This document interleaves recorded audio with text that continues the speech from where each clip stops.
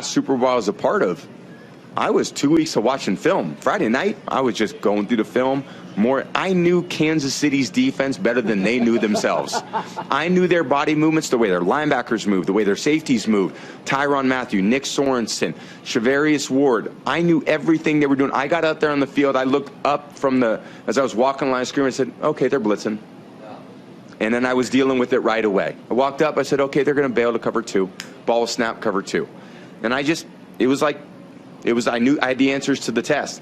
That's where I was great. That's where my magic superpower was. It wasn't how fast I could run. It was how fast I could diagnose what they were doing. What's the special quality? What's the internet speed of me as a quarterback? Fast as I was Starlink before Starlink. You know, now other guys, if it's a slow processing speed, well, he's going to get you. And the reality is I could figure out what they were doing before they did it, because that's how I learned to play the game.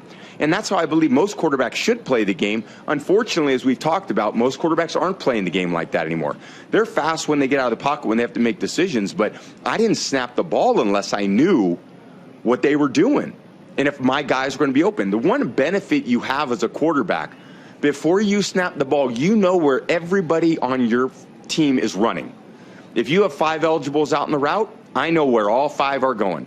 If I look at the defense and I say, none of my guys are going to be open based on this coverage, we didn't design the play for this coverage, I don't need to snap the ball. I can run something different. I can check to a run. I can check to a screen. I can signal a receiver and change a route. And then I would just change the route to a route that I thought would be open. I'd catch the ball, I'd throw it, and it'd be a 15-yard gain. And everyone would be like, God, it looks so easy. And I'm like, well, yeah, it's easy because you're not paying attention to the right thing. Right.